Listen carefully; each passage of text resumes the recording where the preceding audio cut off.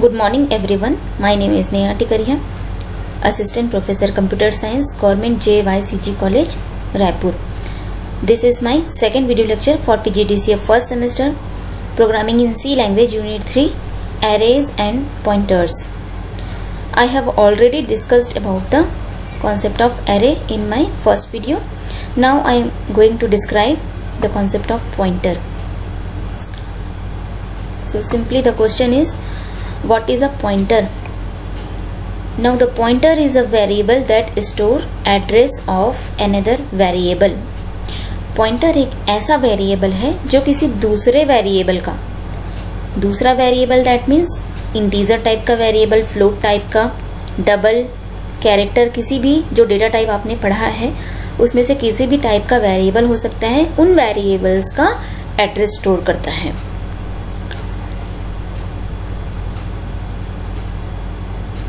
Pointer variable का main purpose जो है वो मेमोरी स्पेस को सेव करना और एग्जीक्यूशन टाइम स्पीड को फास्टर करना होता है.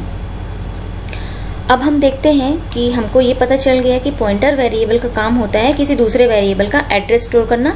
दैट मीन्स पॉइंटर वेरिएबल के थ्रू हम किसी दूसरे वेरिएबल का एड्रेस एक्सेस कर सकते हैं. अब हम यहाँ पे देखते हैं कि क्या हम विदाउट पॉइंटर वेरिएबल किसी वेरिएबल का एड्रेस स्टोर एक्सेस कर सकते हैं. So the answer is yes.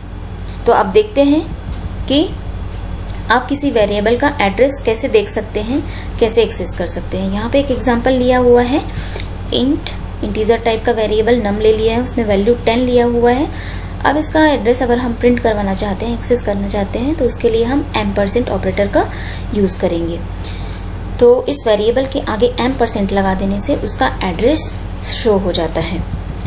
इस एग्जांपल में देखिए, ये नम वेरिएबल है. जब भी हम कोई भी वेरिएबल डिक्लेयर करते हैं तो वो कोई ना कोई मेमोरी स्पेस लेता है आपके सिस्टम में. वो जो एड्रेस है वो सिस्टम के अकॉर्डिंग डिफरेंट हो सकते हैं. तो यहाँ पे नम वेरिएबल है, ये उसकी वैल्यू है जो हमने अभी असाइन की हुई है. और ये नम नाम का जो वेरिएबल है उसका एड्रेस है जो सिस्टम में इस तरह से मैंने एग्जांपल ले लिया है. ये डिफरेंट सिस्टम में डिफरेंट एड्रेस हो सकते हैं. अब इस एग्जांपल के थ्रू देखिए, एक प्रोग्राम है, उसी का प्रोग्राम मैंने बना लिया है. Int num is equal to 10. अब विदाउट पॉइंटर वेरिएबल हम इसका एड्रेस देखेंगे. तो सिंपली अगर आपको वैल्यू प्रिंट करवाना है तो value of num is equal to %d. चूंकि इंटीजर वेरिएबल है, स्मॉल में रहेगा. चूंकि ये इंटीजर है इसलिए इसका फॉर्मेट स्पेसिफायर %d यूज करेंगे और नम लिख लेंगे कॉमा करके. अब हम इसका एड्रेस देखना चाहते हैं तो address of num is equal to %p. ध्यान रखिएगा, अगर आपको विदाउट पॉइंटर वेरिएबल किसी भी वेरिएबल का एड्रेस देखना है तो उसके लिए आपको फॉर्मेट स्पेसिफायर %p यूज करना होगा. और जब करली डबल कोटेशन क्लोज हो जाएगा तो कॉमा करके %, यूज करेंगे और %, के साथ में जो वेरिएबल है उसका नाम लिखेंगे. तो इस तरह से यहाँ पे नम वेरिएबल का एड्रेस प्रिंट होके आएगा. यहाँ पे आप देख सकते हैं जो मैंने ऊपर एड्रेस बताया है वही एड्रेस आपको आउटपुट के रूप में दिखाई देगा. अब देखते हैं हम कि पॉइंटर वेरिएबल को डिक्लेयर कैसे करना है. तो पॉइंटर वेरिएबल को डिक्लेयर करने के लिए हम एस्ट्रिक ऑपरेटर का यूज करते हैं, एस्ट्रिक का सिंबल का यूज करते हैं. तो सबसे पहले आपको डाटा टाइप लेना होगा, उसके बाद एस्ट्रिक, उसके बाद जो भी आपको पॉइंटर का नेम लेना, पॉइंटर वेरिएबल का नाम लेना है वो लेंगे. एग्जाम्पल के लिए देखिए, इंटीजर और कैरेक्टर 2 मैंने पॉइंटर वेरिएबल क्रिएट किया हुआ है. इंट एस्ट्रिक a और कैरेक्टर एस्ट्रिक c, ये वेरिएबल्स हैं. आप इनके नाम अपने हिसाब से जो भी लेना चाहते हैं ले सकते हैं. अब पॉइंटर को इनिशियलाइज कैसे करना है वो देखते हैं. तो यहाँ पे हमने डिक्लेरेशन देखा है. अब इनिशियलाइज करना है तो हमको एक नॉर्मल वेरिएबल लेना होगा जिसका वैल्यू पॉइंटर वेरिएबल स्टोर करेगा. तो ये हमने n नाम का नॉर्मल वेरिएबल ले लिया है और उसी टाइप का मतलब इंटीजर टाइप का यहाँ पे नॉर्मल वेरिएबल लिया है. तो इंटीजर टाइप का ही ये पॉइंटर वेरिएबल भी लेना होगा. आप लोगों को एक चीज हमेशा ध्यान रखना होगा कि जिस भी टाइप का पॉइंटर है या जिस भी टाइप का वेरिएबल है उसी टाइप का उसका पॉइंटर वेरिएबल भी होना चाहिए, तभी वो उसका एड्रेस स्टोर करेगा. मतलब ये है कि पॉइंटर वेरिएबल जो है वो अपने ही टाइप के दूसरे वेरिएबल का एड्रेस स्टोर करता है. इंटीजर पॉइंटर है तो इंटीजर वेरिएबल का एड्रेस स्टोर करेगा. तो यहाँ पे आप देख सकते हैं हमने दोनों को इंटीजर टाइप का डिक्लेयर कर लिया है। अब ये पॉइंटर वेरिएबल n की वैल्यू हमने 16 ले लिया है। p पॉइंटर वेरिएबल है। अब इसको इनिशियलाइज कैसे करते हैं, p is equal to m% of n। This is the main initialization of pointer variable जो कि एड्रेस स्टोर कर रहा है n को। तो हम ऐसे डिनोट करते हैं p is equal to m% of a। इससे ये डिक्लेरेशन, ये इनिशियलाइजेशन हो रहा है कि p जो है वो n वेरिएबल का एड्रेस स्टोर करेगा।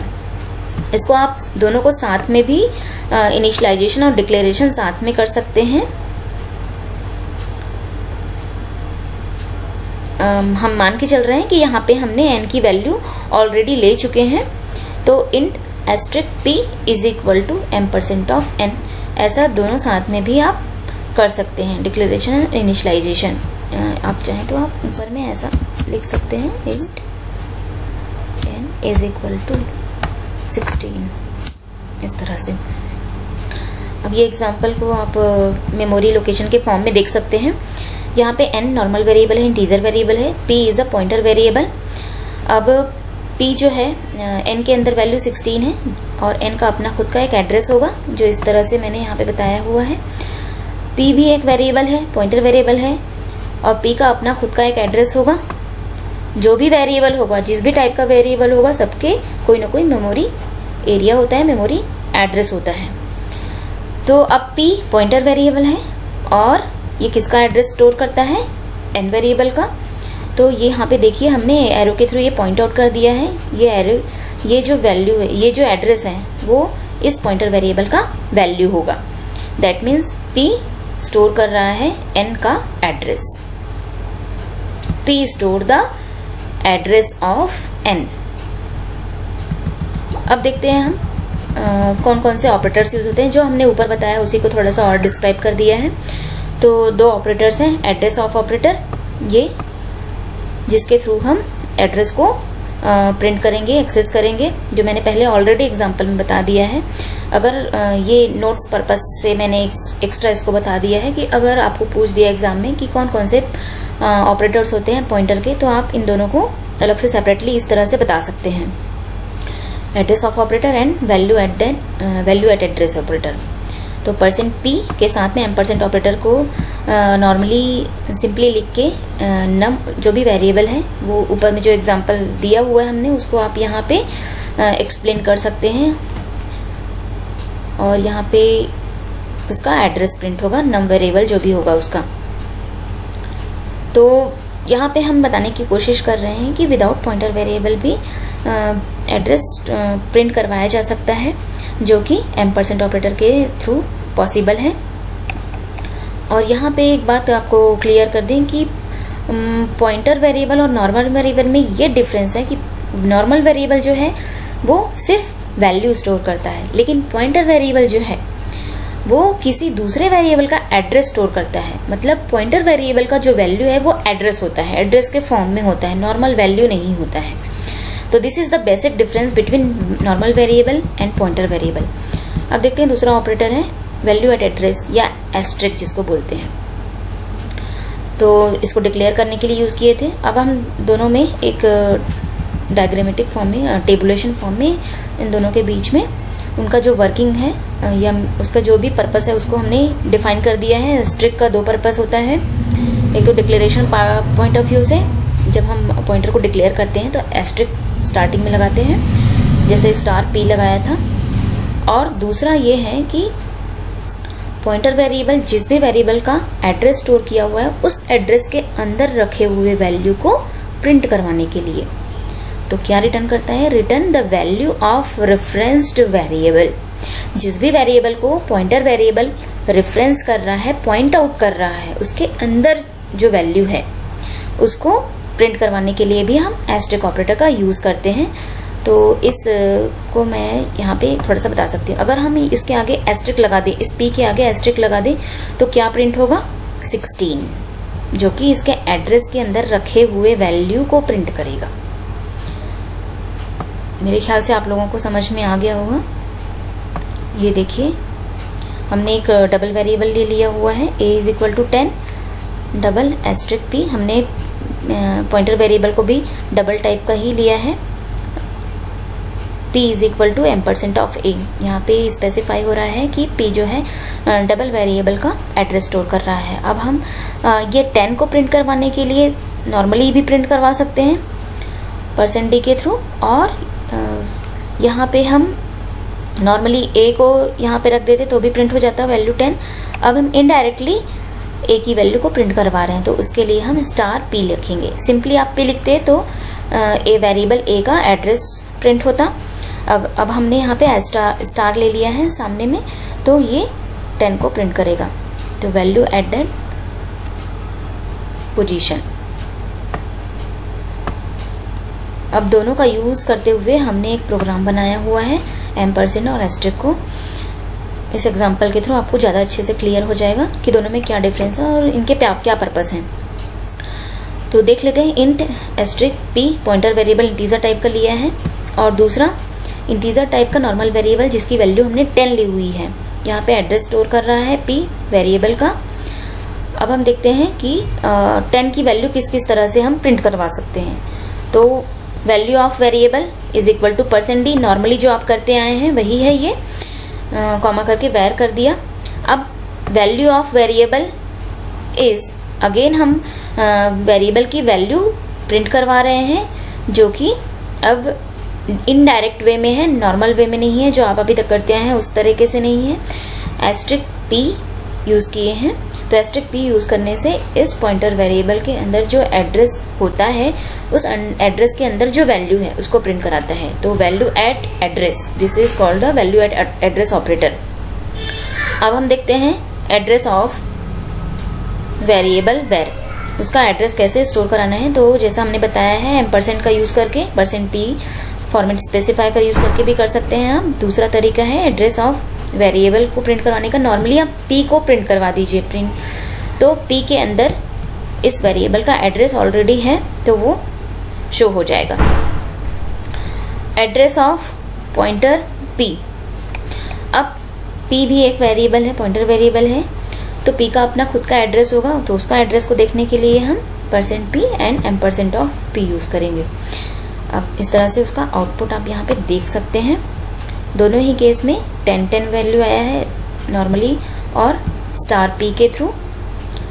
अब वेरिएबल, इस वेर नाम के वेरिएबल का एड्रेस हमने दो तरीके से प्रिंट करवाया है, दोनों ही केस में सेम आंसर आए हैं, डायरेक्ट वे में और इनडायरेक्ट वे में, और ये p का एड्रेस जो भी है वो प्रिंट होके आ जाएगा।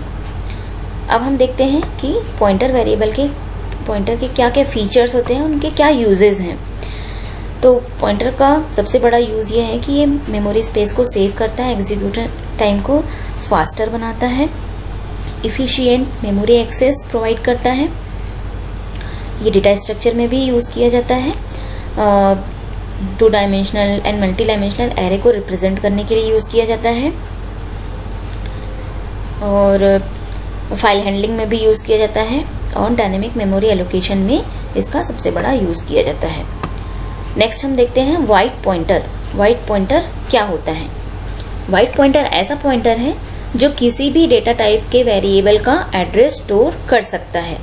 नॉर्मली हमने अभी तक देखा है कि पॉइंटर वेरिएबल जिस टाइप का होगा उसी टाइप के वेरिएबल का एड्रेस स्टोर करेगा, बट यहाँ पे वाइड पॉइंटर ऐसा पॉइंटर होगा जो किसी भी टाइप के वेरिएबल का एड्रेस स्टोर कर सकता है। उसको एग्जांपल के थ्रू हम आप देख सकते हैं।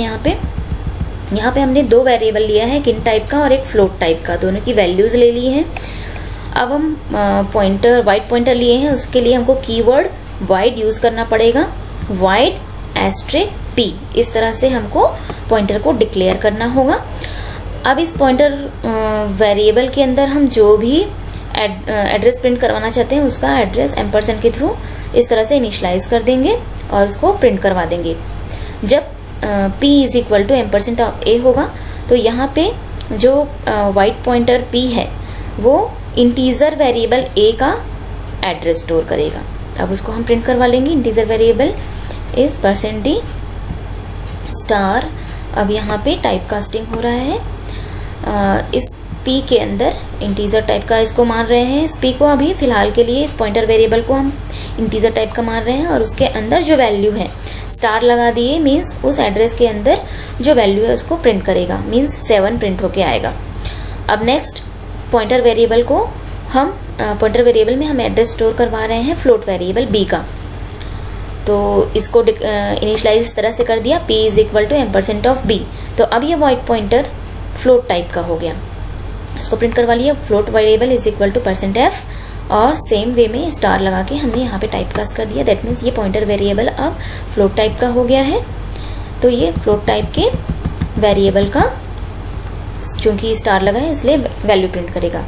तो यहाँ पे देख सकते हैं आप 7 और 7.6 जो कि इंटीजर और फ्लोट वैल्यू है। अब हम देखते हैं नल पॉइंटर क्या होता है।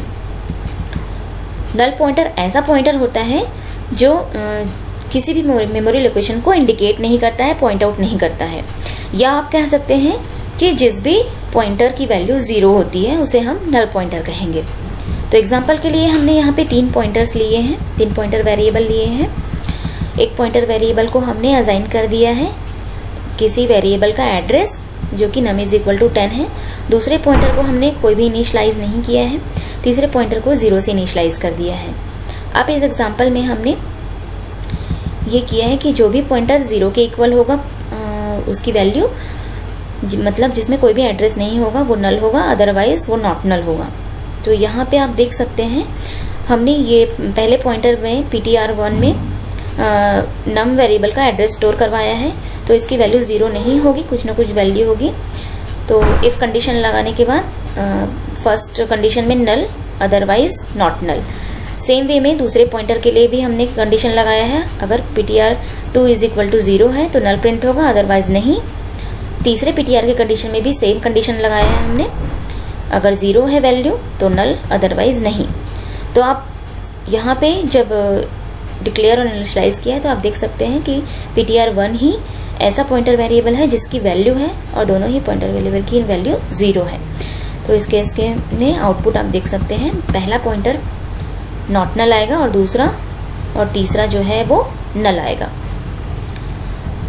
तो इस वीडियो में इतना ही। आई होप कि आप लोगों को अच्छे से समझ में आया होगा। नेक्स्ट हम आगे पॉइंटर के और भी फॉर्म्स लेके आएंगे। तब तक के लिए थैंक यू।